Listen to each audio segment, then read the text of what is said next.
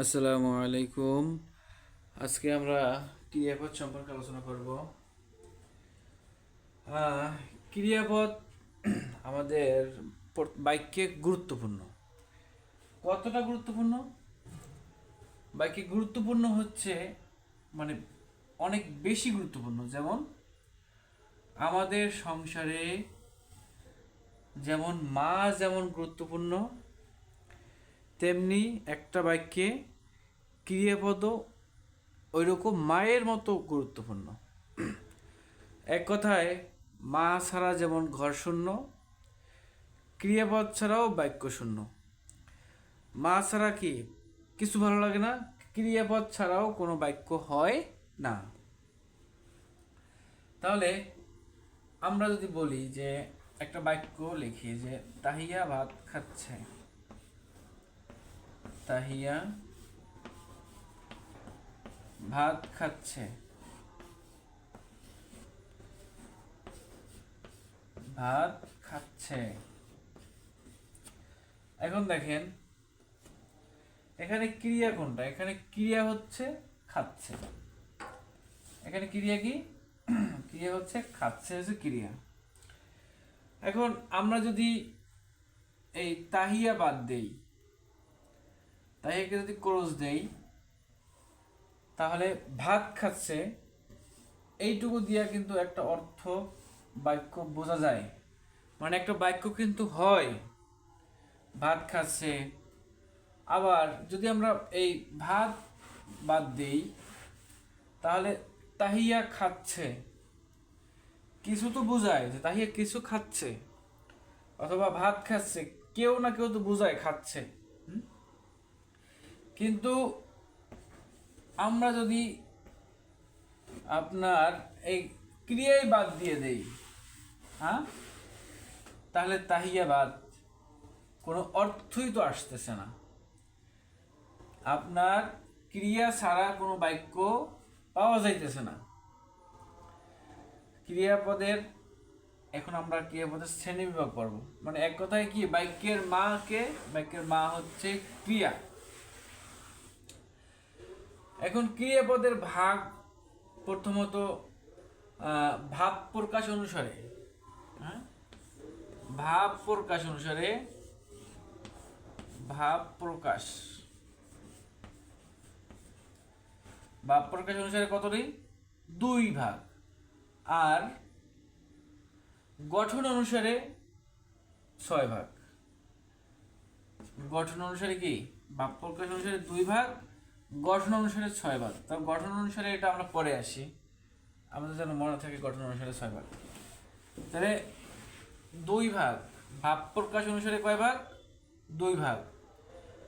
একটা হচ্ছে সমাপিকা ক্রিয়া, আর একটা হচ্ছে অসমাপিকা ক্রিয়া। এটা কয় ভাগ করছি? 2 ভাগ। সমাপিকা আর অসমাপিকা। সমাপিকা ক্রিয়া, সমাপিকা, আর হচ্ছে কি অসমাপিকা, অসমাপিকা,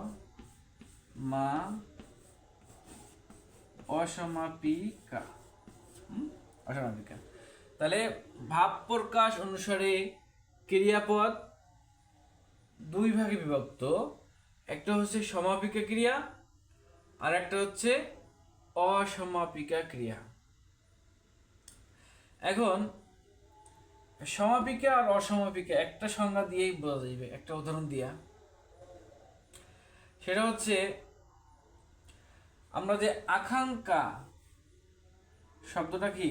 আকাঙ্ক্ষা, আকাঙ্ক্ষা, আকাঙ্ক্ষা, বা প্রবল ইচ্ছা, অথবা কি আকাঙ্ক্ষা, ইচ্ছা, আশা, এগুলোই তো আকাঙ্ক্ষা, ঠিক না? তাইলে কোনো একটা বাক্যে যদি আকাঙ্ক্ষা থাকে, তাহলে সেইটা অসমাপিকা ক্রিয়া। সেটা কি? অসমাপিকা ক্রিয়া। আর কোনো একটা বাক্যে যদি আকাঙ্ক্ষা থাকে না, আকাঙ্ক্ষা থাকে না, তাইলে সেটা হচ্ছে সমাপিকা ক্রিয়া। কোনো একটা বাক্যে যদি আকাঙ্ক্ষা থাকে তাহলে সেটা অসমাপিকা ক্রিয়া, আর কোনো একটা বাক্যে যদি আকাঙ্ক্ষা থাকে না সেটা হচ্ছে সমাপিকা ক্রিয়া। তাহলে আমরা সমাপিকা ক্রিয়া আর অসমাপিকা ক্রিয়ার পার্থক্য কেমন বুঝবো? যদি আমরা বলি একটা বাক্য লিখি, যদি যে একজনের নাম দিই রাসেল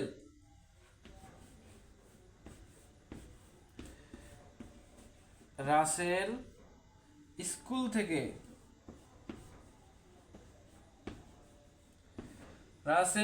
স্কুল থেকে ফিরে বাড়ি গিয়ে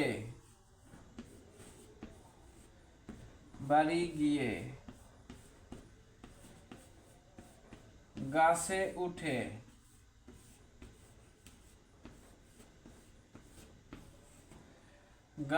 উঠে গান গাইতে গাইতে ঘুমিয়ে গেল।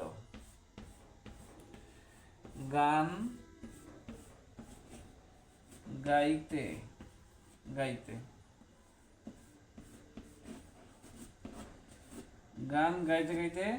ঘুমিয়ে গেল।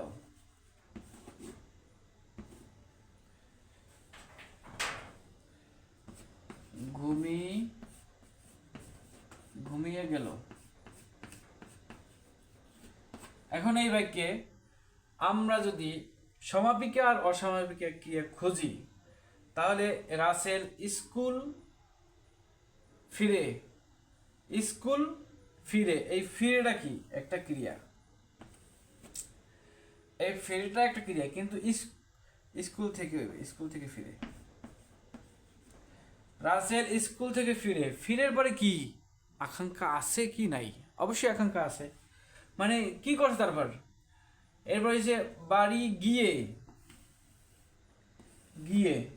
তারপরও কি আকাঙ্ক্ষা রয়েই গেছে? আকাঙ্ক্ষা আছে না?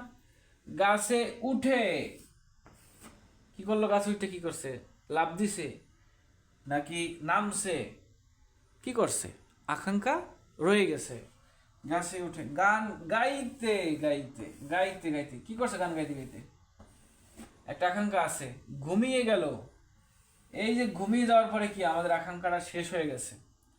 তাহলে এখানে 1 2 3 4 5 6টা ক্রিয়া পাইলাম। 6টা ক্রিয়ার ভিতরে অসমাপিকা ক্রিয়া, এই যে স্কুল থেকে ফিরে, যেহেতু আকাঙ্ক্ষা আছে তাহলে এটা কি অসমাপিকা ক্রিয়া। গিয়ে আকাঙ্ক্ষা আছে, অসমাপিক ক্রিয়া। উঠে আকাঙ্ক্ষা আছে, অসমাপিক ক্রিয়া। গাইতে আকাঙ্ক্ষা আছে, অসমাপিক ক্রিয়া। গেল,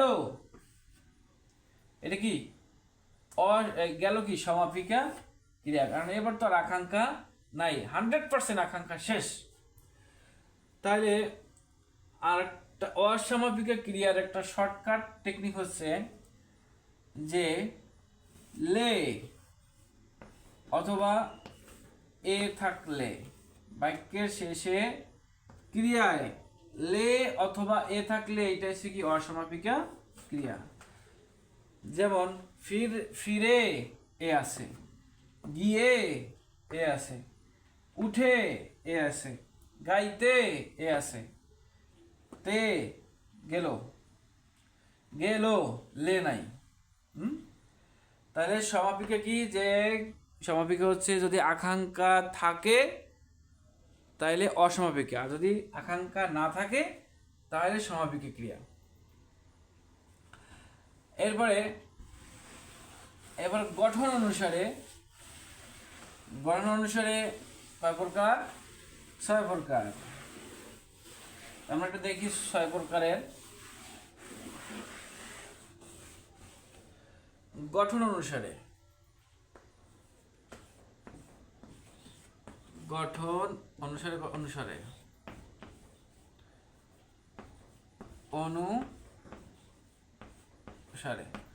প্রথম 3টা একই সাথে পড়ি। 1 নম্বর হয়েছে সকর্ম,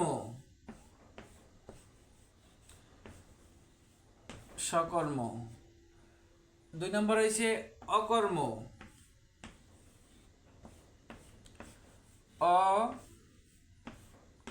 অকর্ম। আর 3 নম্বর হয়েছে দ্বিকর্ম। 3 নম্বরে দ্বিকর্ম।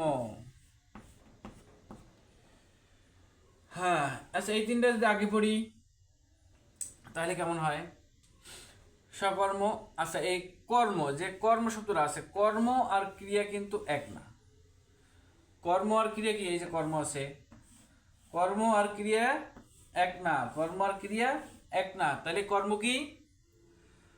কর্ম হচ্ছে কি বা কাকে দিয়ে, কি বা কাকে দিয়ে যদি প্রশ্ন করলে উত্তর পাওয়া যায়, কি বা কাকে দিয়ে যদি প্রশ্ন করলে উত্তর পাওয়া যায়, সেইটা হচ্ছে কর্ম। তাহলে ক্রিয়া আলাদা আর কর্ম কি আলাদা, ক্রিয়া আলাদা কর্ম আলাদা, ক্রিয়া আলাদা কর্ম আলাদা। কিন্তু এখানে তো কর্ম আছে আবার ক্রিয়ার সাথে সংযুক্ত। তাহলে কি কাকে, এখানেও যদি লিখি কি অবলিক কাকে, কি অবলিক কাকে। সকর্ম ক্রিয়া কোনটা? সকর্ম ক্রিয়া হচ্ছে কোনো একটা বাক্যে যদি কি অথবা কাকে দিয়ে প্রশ্ন করলে যে কোনো একটা দিয়ে একটার অ্যান্সার আসবে, দুইটার অ্যান্সার আসবে না। মানে একটা টিক শুনে দিলাম প্রথম একটা, আর অকর্ম সেটা দিয়ে ক্রস দিলাম, মানে কি কি কাকে দিয়ে প্রশ্ন করলে একটা দিয়ে উত্তর আসবে না। এবং দ্বিকর্ম দিয়ে দুইটা টিক চিহ্ন দিলাম, মানে কি দিয়েও প্রশ্ন করলে উত্তর আসবে, কাকে দিয়ে প্রশ্ন করলে উত্তর আসবে। সকর্ম কি? সকর্ম হচ্ছে যে আইদার, আইদার কি, EITHER, আইদার কি কাকে, মানে কি দিয়া প্রশ্ন আসবে অথবা কাকে দিয়া এই প্রশ্ন করলে উত্তর আসবে। আর অকর্মতে কি দিয়া প্রশ্ন করলে উত্তর আসবে না, কাকে দিয়ে প্রশ্ন করলে উত্তর আসবে না, এটা হচ্ছে অকর্ম। দ্বিকর্ম হচ্ছে কি দিয়ে প্রশ্ন করলে উত্তর আসবে, কাকে দিয়ে প্রশ্ন করলে উত্তর আসবে, এটা হচ্ছে দ্বিকর্ম। তাহলে সকর্ম কি দিয়ে প্রশ্ন করলে উত্তর আসবে, আবার কাকে দিয়ে প্রশ্ন করলে উত্তর আসবে না। যদি কাকে দিয়ে প্রশ্ন করে উত্তর আসে তাহলে কি দিয়ে প্রশ্ন করলে উত্তর আসবে না। যে এই দুইটার আইদার অর কি অর কাকে, আইদার কি অর কাকে, মানে যে এই কি দিয়ে উত্তর আসবে নয়তো কাকে দিয়ে উত্তর আসবে, একসাথে দুইটার উত্তর আসবে না। যদি দুইটার উত্তর আসে তাহলে এটা দ্বিকর্ম। একটার উত্তর আসলে সকর্ম, দুইটার উত্তর আসলে, দুইটা দিয়ে উত্তর আসলে দ্বিকর্ম, আর কোনো উত্তর না আসলে অকর্ম। তাহলে দেখি উদাহরণ দিই কি বা কাকে সকর্ম। তাহিয়া বই পড়ছে, তাহিয়া বই পড়ছে, বই পড়ছে। এখন কে বই পড়ছে?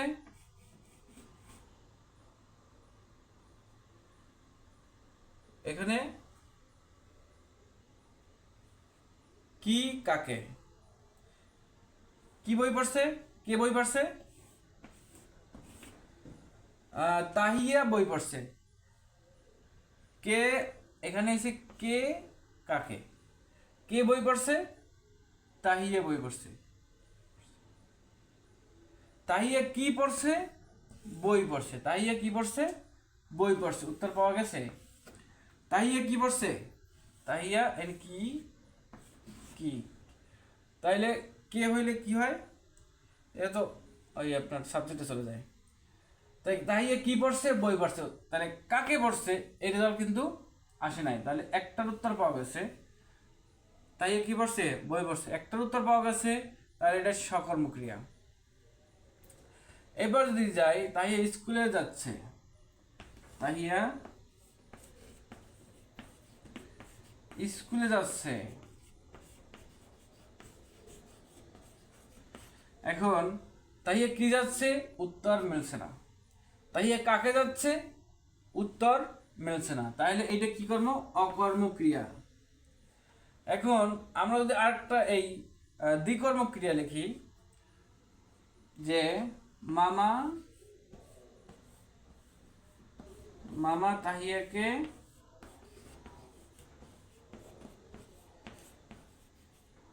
তাহিয়াকে খেলনা কিনে দিল, খেলনা কিনে দিল। তাহলে তাহিয়া কি কিনে দিল, এই কি দিয়ে প্রশ্ন করলে পাইলাম কি, কি কিনে দিল, খেলনা কিনে দিল। কাকে কিনে দিল, তাহিয়াকে কিনে দিল, মানে দুইটা দিয়ে উত্তর পাওয়া গেছে। কি কিনে গেল, কি কিনে দিল, খেলনা কিনে দিছে। কাকে কিনে দিছে, তাহিয়াকে কিনে দিছে। তার মানে সকর্ম হচ্ছে এই দুইটার যে কোনো, এই দুইটা দিয়ে প্রশ্ন করলে একটার উত্তর পাওয়া যাবে, এই দুইটা দিয়ে প্রশ্ন করলে উত্তর পাওয়া যাবে না, এটা অকর্ম। আর এই দুইটা দিয়ে উত্তর দিলে দুইটারই উত্তর পাওয়া যাবে, সেটা হচ্ছে দ্বিকর্ম। গঠন অনুসারে সকর্ম, অকর্ম, দ্বিকর্ম গেল। তাহলে এটা হচ্ছে বুথ, BOTH, বুথ, মানে কি দুইটা দিয়েই উত্তর পাওয়া গেছে।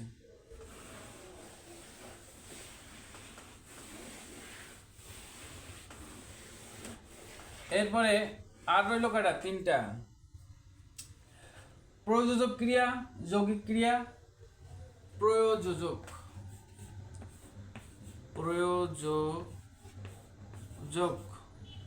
যৌগিক,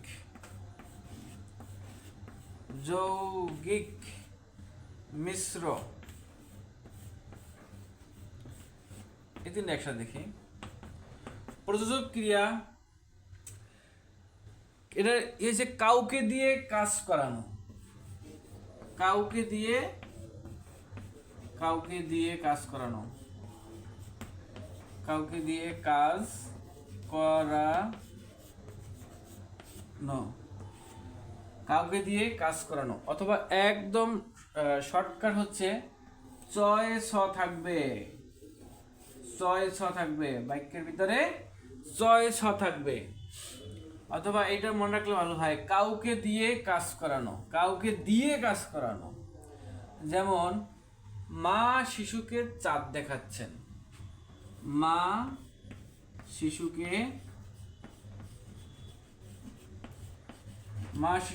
চাঁদ দেখাচ্ছেন।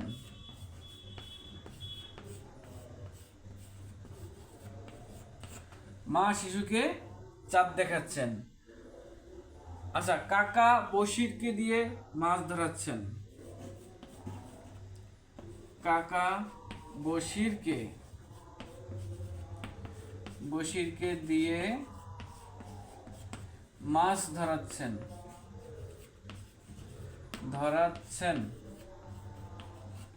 এই দেখেন, চাঁদ দেখায় কে, দেখায় মা, দেখে কে, দেখে শিশু, মাও দেখে, কিন্তু মূলত মা দেখে শিশুকে দেখানোর জন্য। কাজ করে কে, করে বশির, করায় কে, কাকা। তাহলে মানে কাউকে দিয়ে কাজ করানোই প্রয়োজক ক্রিয়া। কাউকে দিয়ে যদি কাজ করান, অথবা সংক্ষিপ্ত হয়েছে চয় ছ থাকবে। এই যে মা শিশুকে চাঁদ দেখাচ্ছেন, চয় ছ আছে। কাকা বশিরকে দিয়ে মাছ ধরাচ্ছেন, চয় ছ আছে। যদি কাউকে দিয়ে কাজ করানো হয় তাহলে কি সেটা প্রযোজক ক্রিয়া। আর যৌগিক ক্রিয়া, যৌগিক ক্রিয়া হয়েছে কি, সমাপিকা অসমাপিকা ক্রিয়া দুইটাই থাকবে।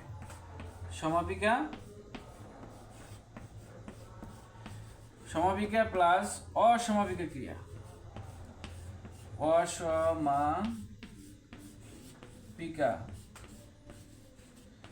সমাপিকা অসমাপিকা ক্রিয়া দুইটাই থাকবে। তাহলে কি, তাহলে সেটাই কি যৌগিক ক্রিয়া। যৌগিক কি, সমাপিকা ক্রিয়া থাকবে, অসমাপিকা ক্রিয়া থাকবে। সমাপিকা ক্রিয়া থাকবে অসমাপিকা ক্রিয়া থাকবে। যেমন তাহিয়া দৌড়াতে দৌড়াতে পড়ে গেল,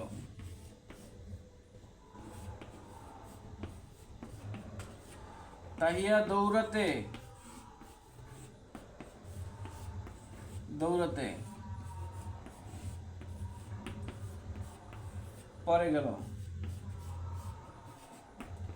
পরে গেল। এখানে সমাপিক অসমাপিকা ক্রিয়া আছে, সমাপিকা ক্রিয়া আছে, সমাপিকা ক্রিয়াও আছে, অসমাপিকাও ক্রিয়া আছে। তাহিয়া পড়তে পড়তে ঘুমিয়ে গেল, তাহিয়া পড়তে পড়তে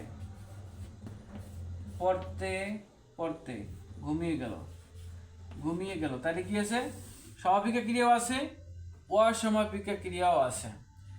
তাহলে প্রযোজক ক্রিয়া কি? প্রযোজক ক্রিয়া হচ্ছে কাউকে দিয়ে কাজ করানো, অথবা শর্টকাট চয়েসে থাকবে। আর যৌগিক ক্রিয়া কি? যৌগিক ক্রিয়া হচ্ছে সমাপিকা ক্রিয়া থাকবে, অসমাপিকা ক্রিয়া থাকবে। এরপর হচ্ছে মিশ্র ক্রিয়া। মিশ্র ক্রিয়া হচ্ছে যে কোনো বাক্যে যদি ধর, কর, মার, ধর, কর, মার, ছাড়,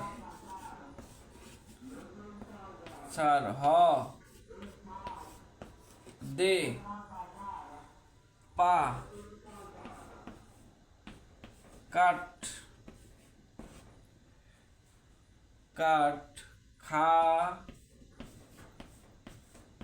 যা, হে,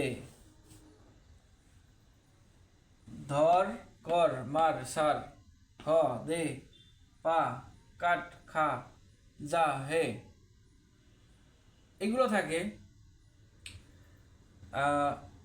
স্যার তাহলে কি? তাহলে সেগুলো মিশ্র ক্রিয়া। 1 2 3 4 5 6 7 8 9 10। তাহলে এটা হচ্ছে কি মিশ্র ক্রিয়া। যদি এই শব্দগুলো থাকে তাহলে কি হয়? এটা মিশ্র ক্রিয়া। অনেক সময় দেখা যায় কি যে অনেক সময় এই যে হ, আছে, আস, এগুলো কি উজ্জ থাকে। কেমনে? আমরা যদি বলি যে জিজ্ঞাসা করি ভালো আছো, বলি হ আলহামদুলিল্লাহ ভালো, তাহলে কি আসি শব্দটা থাকে না। তা আরেকটা বলে যদি সে আমার কি হয়, আমার ভাই, ভাই হয় শব্দটা অনেক সময় বলি নাই। এই হলো আজকের ক্রিয়াপদ, এখানে সংক্ষিপ্ত। আসসালামু আলাইকুম।